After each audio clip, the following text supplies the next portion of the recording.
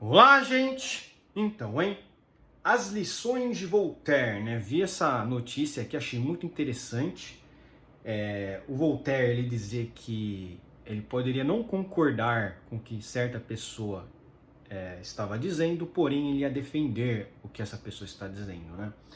É, é uma fala bastante favorável à liberdade de expressão, no sentido de que ele não pode concordar com alguma coisa, mas ele acha que essa pessoa tem o total direito de dizer, né? E por que que esse jornalista aqui, né, o Fernando Schürrer, né, ele diz isso, né? Porque uma jornalista, segundo ele mesmo, estava tentando sabotar uma de suas matérias, né, meio que dando conselhos, né, para ele não publicar essas matérias, no sentido de que isso poderia ser ruim para ele, né? Como se, né, é, alguma movimentação poderia ser feita contra ele, né? E é muito interessante porque essa notícia aqui ela tem a ver com uma coisa que o próprio Alan dos Santos recentemente ele divulgou, né? Pode ser que tenha a ver, né? O Alan dos Santos ele divulgou uma série de prints de uma jornalista falando para um outro jornalista não publicar uma matéria favorável ao Felipe Martins, né? Felipe Martins, que é um preso político, né? Eu já fiz um vídeo falando sobre isso. Por que ele é um preso político? Porque não há motivos nenhum para mantê-lo preso, né? E o que o Moraes tem feito é simplesmente copiar as coisas que se fazia na ditadura militar, né? Você prendia as pessoas preventivamente, não tinha um processo, não tinha ação, a pessoa ficava preso por anos e anos, o processo nunca acontecia porque não tinha prova, mas o inquérito ele ficava se arrastando. O grande problema das prisões cautelares é que você está também infringindo o princípio da inocência. Quando você mantém a pessoa presa, você está meio que condenando ela antecipadamente por algo que ela ainda nem foi condenada. Então é muito diferente, por exemplo, na época que se dizia, né, da prisão em segunda instância, porque a prisão em segunda instância você já tem uma prisão depois da sentença de segunda instância. Porque depois da sentença de segunda instância você tem ali em tese uma decisão condenatória. Não é simplesmente um processo, um inquérito, ali já é algo a mais. E mesmo assim o STF naquela época decidiu que era inconstitucional prender depois da condenação de segunda, prender depois da condenação de segunda instância. Muita gente aplaudiu, falou que não, viva o princípio da presunção de inocência, né? Será que o Felipe G. Martins está tendo mesmo seu princípio de presunção de inocência preservado? Não. Então, olha lá. Nosso rastro de pequenos e grandes abusos já vai longe. Comentei com uma amiga jornalista que escrever sobre o caso do Felipe Martins. Ela foi rápida. Não faz isso, diz ela, com um jeito querido. Por quê? Perguntei. Com jeito querido, perguntei, né? Com jeito querido, ela disse isso aí. Aí ele falou aqui. Por quê? Perguntei. Já antevendo a resposta. Porque esse treco de prisões e censura da direita não tem jeito. É como aquela traição sobre a qual o casal não fala. Tem muita coisa errada, mas é melhor empurrar para empurrar para debaixo do tapete. Achei criativo. É isso mesmo, mas resolvi escrever. Talvez eu seja meio implicante, ou seja o gosto pela filosofia. Na minha intuição, o país precisa tratar das coisas complicadas. E uma delas é esse treco da prisão provisória e aparentemente infinita do Felipe Martins. Ele era assessor do Bolsonaro e me lembro de uma imagem dele apertando a mão de Trump no Salão Oval. Sua prisão já vai para mais de 4 meses. O mandado dizia que sua localização era incerta, que poderia ter havido burla do sistema migratório e por isso seria necessária a decretação da prisão cautelar. Dizia também que ele constou na lista de passageiros daquele voo do Bolsonaro para Orlando, no finalzinho de seu governo, o que poderia indicar que tenha se evadido do país para fugir da justiça. Tudo 100% errado. O sujeito não fugiu, a localização não era incerta, morava com a namorada em Ponta Grossa. E já provou inúmeras vezes que não se evadiu. Para encurtar a conversa, sua prisão é um completo nonsense. O absurdo a fogo brando, com o qual há muito parece que já fomos nos acostumando. né? O absurdo a fogo brando com o qual há muito parece que já fomos nos acostumando. Isso aqui que ele quer dizer é o seguinte, que não tem motivo nenhum para manter-se preso o Felipe Martins. Isso, a sua prisão, na verdade, é para o quê? É para o quê? Fazer com que ele fale alguma coisa. E nesses prints que o Alan dos Santos divulgou, tem informações muito estranhas, no sentido de que o Van Garten ele teria vendido os seus próprios aliados. É como se ele meio que abaixasse o tom e entregasse os aliados do Bolsonaro, né? Será que isso é mesmo verdade? É isso que eu disse, né? Aqueles prints todos divulgados pelo Alan dos Santos, que meio que bate com algumas coisas aqui que esse jornalista está dizendo, a gente não sabe o que é verdade e o que não é. Porque, de fato, prints você pode editar. De fato, não tem áudio, não tem conversas que poderia levar a uma suspeita maior de que o conteúdo era verídico. Então fica aquela questão, será mesmo que essa conversa desses dois jornalistas foi verdadeira? Até que ponto, né? Até que ponto foi verdadeiro, até que ponto não é verdadeiro? Porque alguma coisa, pelo visto, é verdadeira dessa conversa. E uma das coisas que é verdadeira pode ser que existe uma coisa dentro do jornalismo brasileiro tentando passar pano para as ações abusivas do Moraes. É como eu falei em outro vídeo também, que a mídia é o quarto poder da República. É o quarto poder da República e é um dos poucos poderes que o Moraes e o STF temem, né? Porque eles batem no Congresso Nacional, eles batem, né, nos deputados de direita, mas quando o assunto é jornalismo, eles já ficam com o pé atrás, né? Teve um jornalista da UOL que publicou uma matéria no sentido de que já é motivo de impeachment do Alexandre de Moraes a censura que ele fez contra os veículos lá de informação de esquerda. E é muito provável que é por isso mesmo que ele tenha voltado atrás e deixado esses sites aí publicarem as matérias contra o Lira, né? Então é aquilo, é muita pressão. O jornalismo, para o Moraes, que é um sujeito que diz defender tanto o jornalismo, ele já fica meio que receoso, porque na visão dele é evidente que o jornalismo da grande mídia é o quarto poder da República. E lembrem-se, é o jornalismo da grande mídia, não é o jornalismo independente, porque o jornalismo independente não tem influência, né?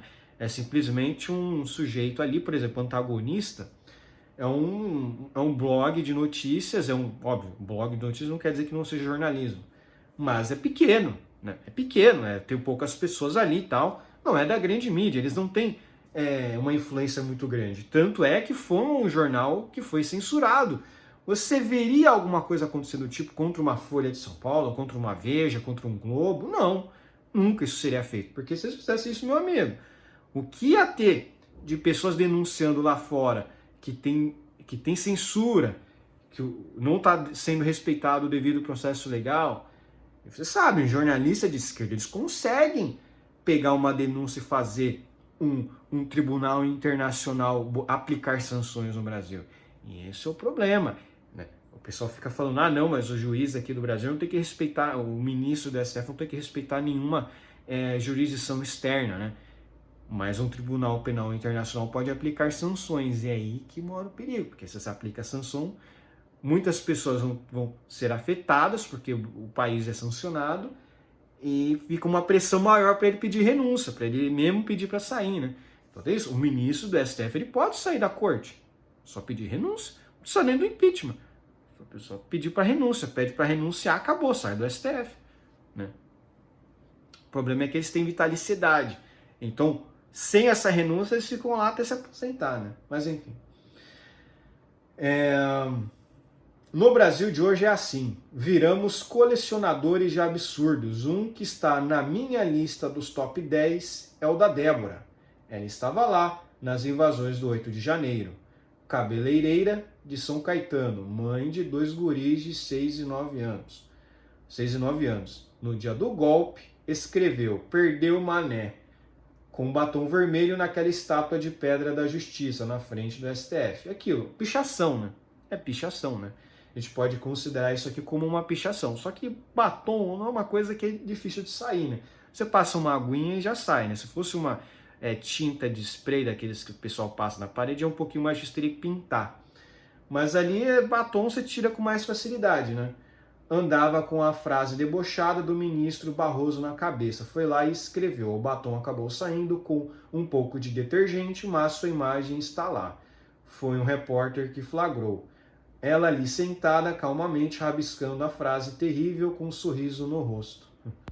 Como leio numa reportagem, achei que tinha lido Sorriso Golpista, mas foi imaginação.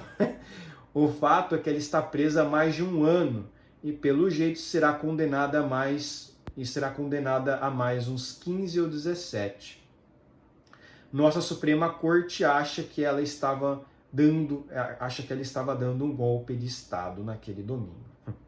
É possível, quem sabe ela poderia realmente ter tomado o poder, se não tivesse perdido tempo com a maldita frase.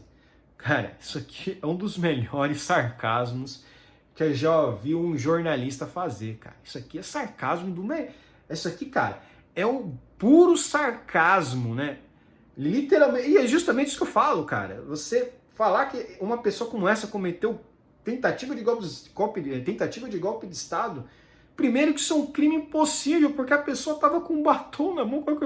É uma coisa, gente, pensa, se você vai tentar matar alguma pessoa com um alfinete, isso é crime de homicídio? Não, é crime impossível. Você pode ir lá, lesão corporal, mas uma pessoa que vai com alfinete no mão, vou te matar com alfinete. Cara, não, você não vai matar uma pessoa com alfinetada no braço, pô. Isso aí é o delito impossível.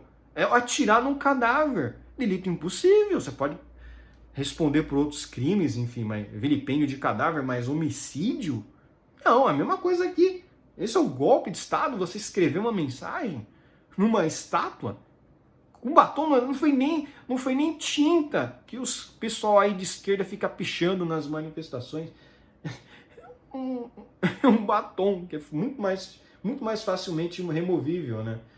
Cresci com as imagens do golpe de 1964. 1964. Sim, aquilo foi o golpe de Estado, viu? Não foi revolução, não. Dos tanques descendo a Presidente Vargas no Rio, as baionetas, a tropa na rua. E agora aquele batom, algum plano, algum apoio militar, alguma arminha, mesmo que de brinquedo, esquece. Isso é ou não é um experimento popperiano? Me diz um conhecido. Não é possível provar ou refutar coisa nenhuma. Há uma tese produzida em última instância e apoio no mundo da opinião. É o que basta no Brasil de hoje. A maior chance é que os guris cresçam sem Débora. No último Natal, o mais novo foi para o canto da sala e chorou. Disse que sem a mãe nada daquilo tinha graça, todos choraram. E o Natal se foi, perdeu o manezinho. A frase nua e crua que faltou alguém escrever naquela estátua.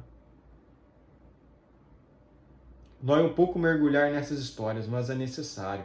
É o jeito de entender o que se passa no país, um pouco abaixo da pele retórica das redes, do bate-boca político. Reconheço que há uma impertinência nisso.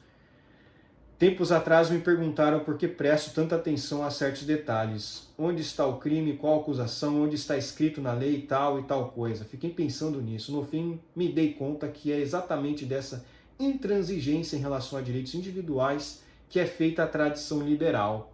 Mas isso não respondia à pergunta. Há um lado pessoal nisso tudo. Por alguma razão, fui aprendendo na vida a desconfiar da narrativa política. Exatamente. É justamente o que eu faço aqui. Qualquer narrativa. E criando também um enorme asco pelo abuso de poder. E é com isso que estamos lidando no Brasil. Se a censura prévia não existe na lei brasileira, mas uma autoridade empurra a goela abaixo a censura prévia, o que exatamente isso significa? Se alguém é preso por razões inexistentes no mundo real, estamos ou não estamos falando de abuso de poder?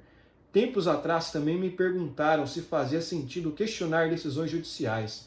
Na visão do meu interlocutor, não fazia. Se um ministro mandar prender ou mandar soltar, dizia ele, ou mandar qualquer coisa é a regra do jogo. Portanto, pronto. O raciocínio tinha lá seu apelo, mas era falso como uma nota de R$3. Uma república se define precisamente pelo fato de que ninguém, nem mesmo a mais alta autoridade, está acima das leis e da Constituição. de modo que decisões judiciais estão aí para serem obedecidas, mas jamais para pedir que os cidadãos deixem de pensar com a própria cabeça, né? É exatamente aqui ele fala do Voltaire, né? Numa das lições do Voltaire, né?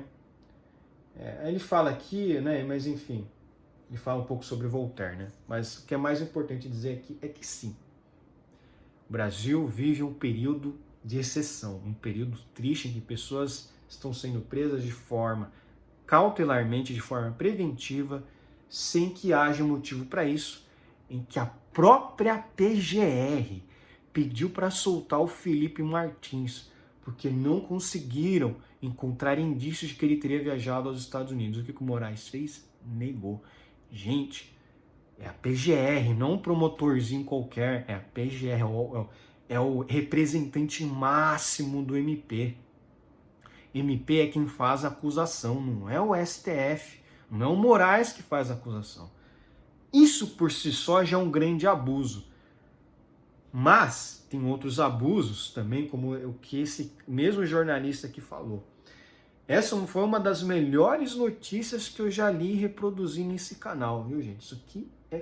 Isso aqui é uma mina de ouro em relação à intelectualidade.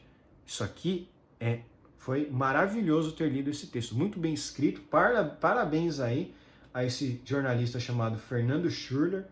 Não conheço, não conhecia, mas esse texto aqui realmente é um dos poucos casos que eu leio uma notícia e concordo 100%.